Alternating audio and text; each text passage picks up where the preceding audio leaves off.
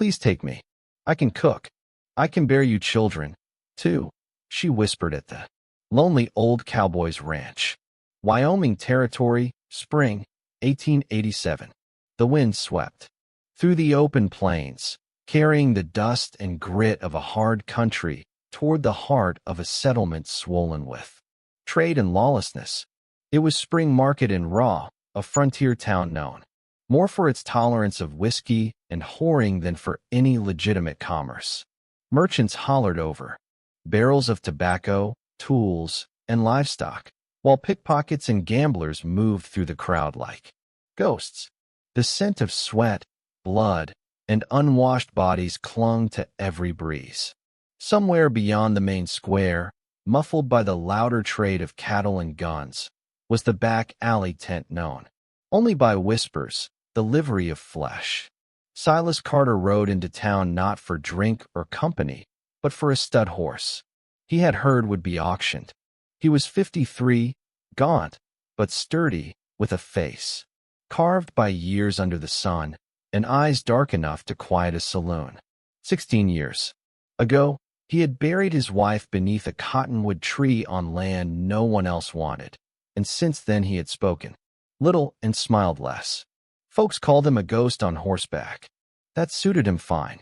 He tied his mare near the edge of the square, adjusted his battered hat, and moved through the crowd like a shadow. The livery tent was not on his list.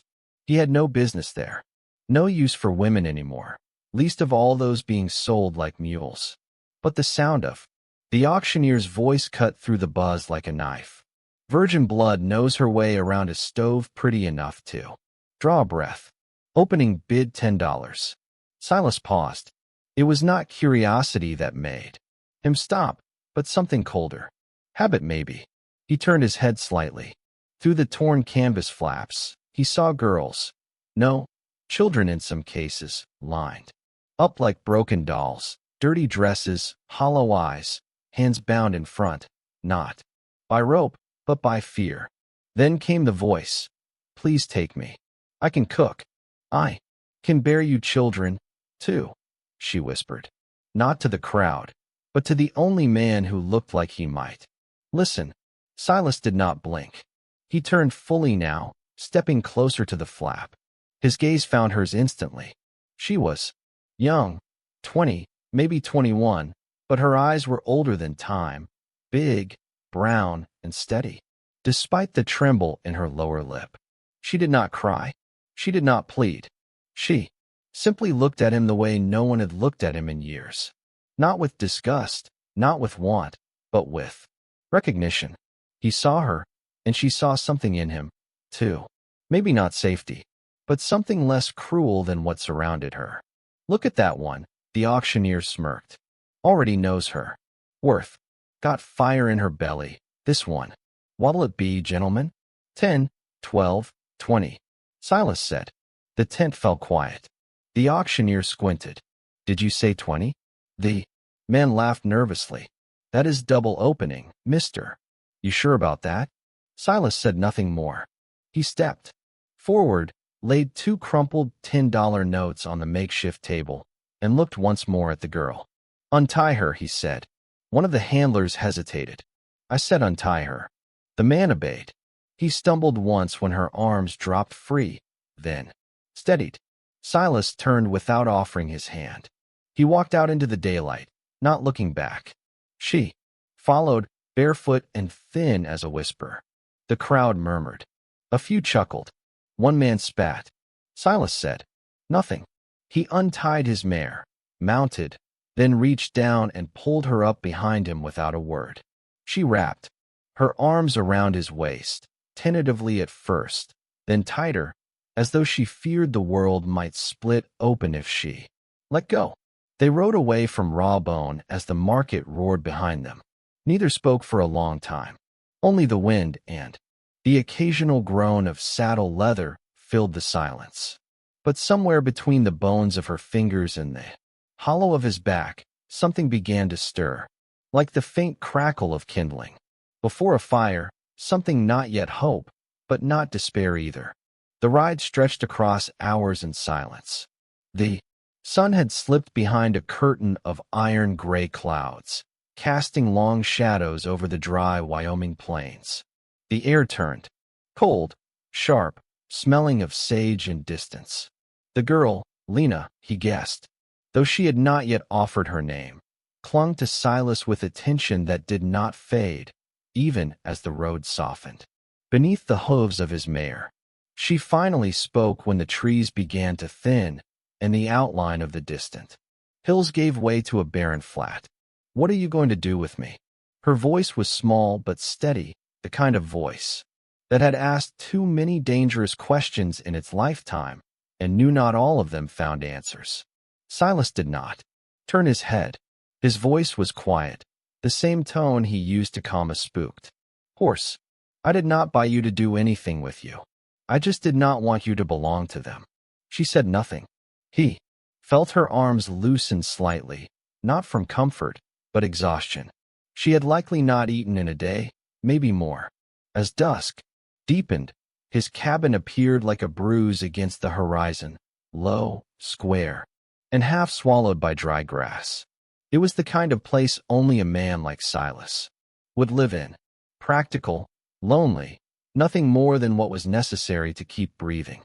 He dismounted, tied the mare, and reached a hand up. She hesitated, then let him help her down. She was lighter than she looked. The porch creaked under their weight. He opened the door, stepping aside without a word. She entered cautiously, eyes darting to every corner like a stray animal, unsure if the trap had sprung. The room was plain, wooden walls, a rough table, one chair, a narrow bed against the far wall, a small stove in the corner crackled with heat.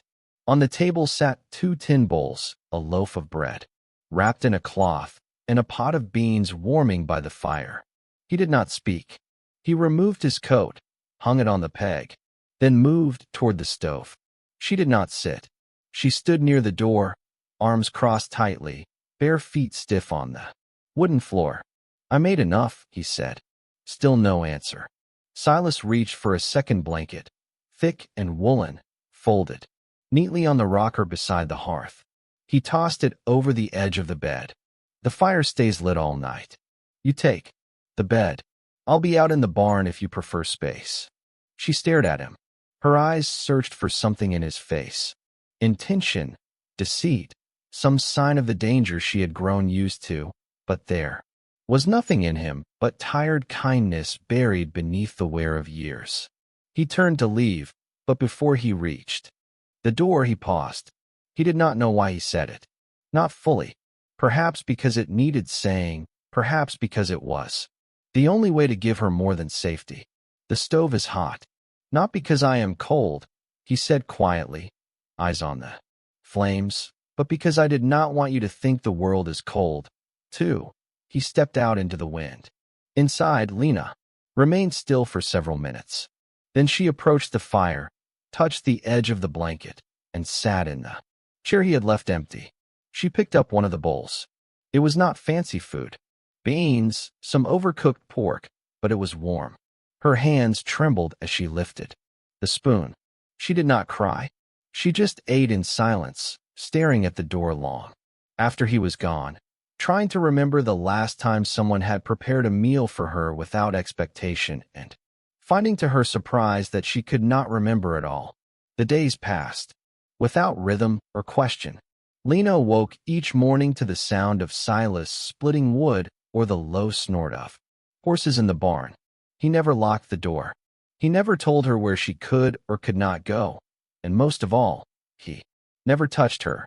That more than anything unsettled her. She had grown used to men reaching, grabbing, taking, even in the places that pretended to protect her, even in the shadows of churches. This man, silent, stern, heavy, with age and dust, kept more distance from her than walls ever had. He slept in the barn for 3 nights. Each evening she found a bowl of stew or beans already on the table, the fire hot, the blanket fluffed beside the bed. She would eat, curl up in the blanket, and fall into the kind of dreamless sleep only the exhausted can claim. On the 4th day, She swept the floor. No. One asked her to. Dust gathered thick at the corners, and cobwebs claimed the windows. She wiped each sill, washed the bowls, and folded the spare blanket into perfect thirds. She found a basket of old clothes in the corner, his and one shirt with a ripped sleeve. She threaded a needle and began to mend. That night she waited. When Silas stepped through the door, he paused. The place smelled clean. A loaf of cornbread sat cooling beside the stove, and something warm simmered in a pot. The table had been wiped. There were 2 bowls. He removed his coat without a word, hung it on the peg, sat down. Lena ladled soup into both bowls, then retreated to the far corner where she picked up her own spoon and ate in silence, knees drawn to her chest. Silas looked at her for a long moment. Then he stood. He took his own bowl and walked over, dragging the other chair behind him. It scraped softly against the floor. He sat down beside her and held out the ladle. Someone who knows how to cook, he said, ought to eat beside someone who knows how to appreciate it. She stared at him. Slowly, she lowered her spoon. She was not sure if it was kindness or habit or something else, but it did not feel like a threat. She nodded. They ate the rest of the meal side by side. Not a word passed between them, but when she stood to clear the bowls, she looked at him with something lighter than fear.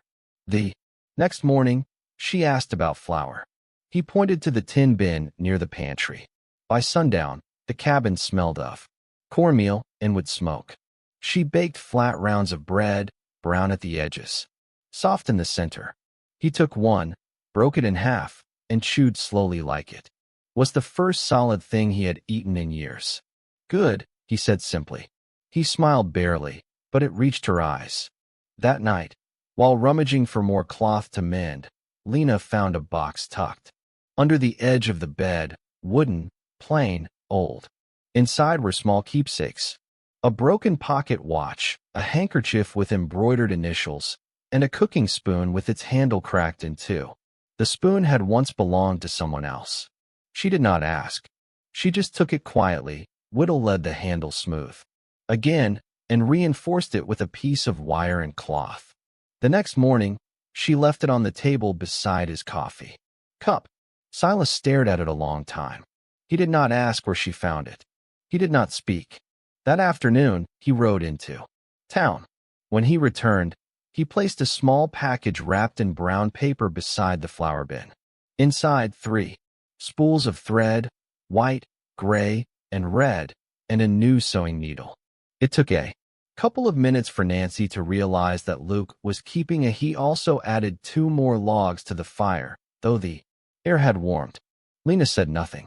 She just sat on the floor that evening, her back against the wall, watching the flames move, feeling the weight of something unnamed settle gently between them. Not love, not yet, but it was no longer silence either. It was nearing dusk when the man appeared, his horse trailing dust down the narrow trail that led to Silas's land. Lena saw him first, just a glint of silver from his belt buckle catching the sun. The swagger of his ride too relaxed for a man with good intentions. She froze at the sight of him and took 2 steps back from the porch. Silas emerged from the barn, wiping his hands with a rag, his revolver not on his hip, but never far. He did not speak as the rider slowed to a halt and dismounted with a crooked grin. "Well, I'll be damned," the man said, his voice slick as grease. "Silas, Carter, still alive and kicking. Thought you drunk yourself to death years ago." Silas stayed quiet, but his eyes sharpened. The man's gaze slid over to Lena, who was halfway behind the door now. "You remember me, sweetheart," he said. "I sure remember you. You gave me a hell of a look that day. Lot of fire in you. Still got it, I see." Lena's hands clenched at her sides. "Enough," Silas said. The man turned, mock offended. "Easy now. Just saying hello. To the girl you paid good money for. What was it? $20. Bit rich for a use gun like you. I thought you were out of the game." He smiled wider. "Cruel. Guess even you got a taste for fresh stock. Huh? Silas stepped forward. His voice, when it came, was low and clear as a cut of ice. I used to shoot men for money, he said. Never bought a soul. And she's the first person in years who looked at me like I was still worth something. She chose me. I chose to. Listen, the man's smirk faltered. I suggest you get back on that horse before you say something else you'll regret. They stared at each other, silent, stretching long and tight. The man spat near Silas's boots. This ain't over. He mounted, turned his horse, and rode off, but not fast enough to be called retreat. Lena watched him disappear into the trees, her shoulders still tense even after he was gone. Silas did not speak. He stood at the edge of the porch, staring into the distance. That night, Lena made stew, but neither of them ate much. Later, while the fire cracked low, she sat at the table, running her fingers over the edge of a chipped cup. My mother, she said softly, was half Navajo, never knew her people. Her father, white trader, never came back. She raised me near Fort Bowie in a mission house.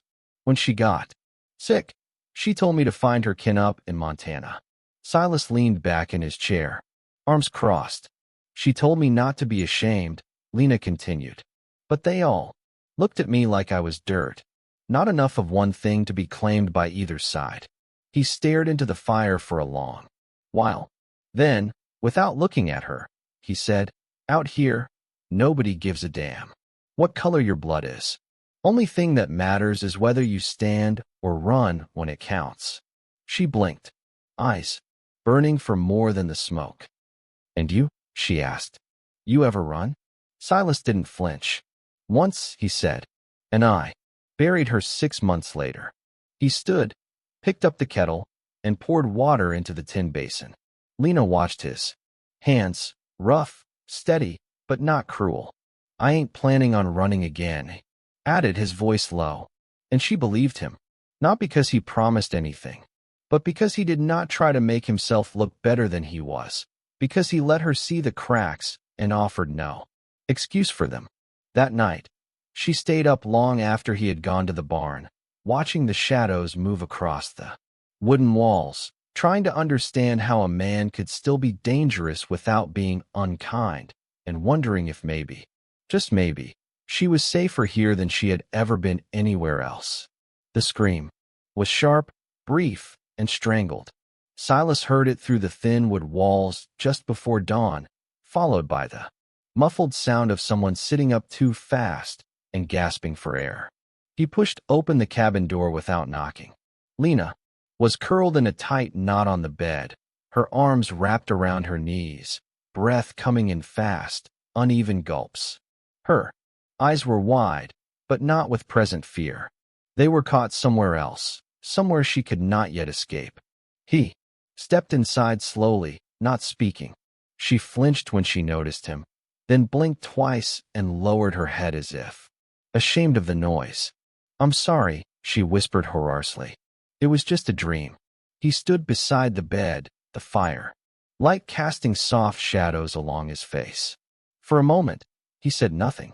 Then, gently, he reached out and laid one hand on her shoulder. It was the first time he had touched her. She stiffened, but did not pull away. His palm was rough, warm, firm, without pressure. Her breathing slowed. The room settled around them like dust. You were not alone in it, he said quietly. She looked up. My wife, he said. Us used to dream like that. Not always scream, sometimes just silence, but it scared her more. Said the silence reminded her of what it cost to survive. Lena swallowed hard. She wanted to ask what his wife had survived, but the question stayed buried. Silas walked over to the chair, sat down, and stared into the fire. She once told me, he said slowly, that I knew how to live for my gun, but not for anyone else. His voice did not tremble, but there was a hollow space beneath the words. I kept her safe. I paid for land. I put food on the table, but when she got sick, he paused. I had no idea how to fight something I could not shoot, and she knew it. Lena drew the blanket tighter around her shoulders. You loved her, she said. I did, he answered, but I did not know how to make her feel it. Silence hung between them for a long moment, broken only by the low pop of burning wood. Lena turned to him then. Her eyes were tired but steady. If I were your wife, she asked softly, would you live for me? Silas did not respond right away. He looked down at his hands, the ones that had gripped pistols and residential and shovels, but never the fragile pieces of another human's trust. Not truly. He stood. He walked to the cupboard, opened it. From the back shelf, he pulled out an old shirt, gray, fraying at the cuffs, the stitching thin and loose. The fabric once belonged to someone who had worn it in the mornings while brewing coffee. Someone who laughed without fear of what came next. He sat back down, took a knife from the table, and slowly, without explanation, began to cut the shirt into long, careful strips. Lena watched, eyes wide and silent. He folded one piece in half, then again whittled the edge, took the thread she had been using days before, and began to stitch a seam. He was not skilled with a needle, but his hands were patient. He worked for several minutes in silence. When he finished, he held out the piece, rough but warm. A scarf, a shawl, something. Between them or the mornings, he said. He did not look at her. She took it in both hands, fingers tracing the seams, feeling the softness of cloth worn by another woman's life and now shaped by his hands. She wanted to speak, but instead she stood, stepped closer, and sat down beside him. The fire warmed them both. No more words were needed. The night air was sharp with dust and sagebrush. Stars hung low over the prairie, cold and unblinking. Lena stood by the window, breath caught in her throat, eyes fixed on the darkness. Beyond the barn, they were coming. Silas had known it before she had. He saw the fresh tracks near the creek bed, heard the clean snap of twigs that did not belong to wind. Men like that did not forget a challenge or a loss. He sat at the table, cleaning his revolver slowly. The fire cracked low, throwing long shadows. I sent word to the county marshal, he said. Names, locations, what I saw, what I know. Lena's hands clenched. Do you think they'll come? Maybe, maybe not. He reassembled the gun and placed it on the table, then handed her a rifle from the wall. I've never shot anyone, she said. You might not have to, but you should know how. From the cupboard, he pulled a small bag, a rolled map, compass, jerky, water, money, and oilskin. He laid it next to the revolver. If this ends wrong, he said quietly, take the gray mare. Ride north. Trails rough, but safe. Horses packed and ready. You planned to send me away? She whispered. I planned for you to live. The knock came just before midnight. Hard, flat, final. Silas opened the door slowly.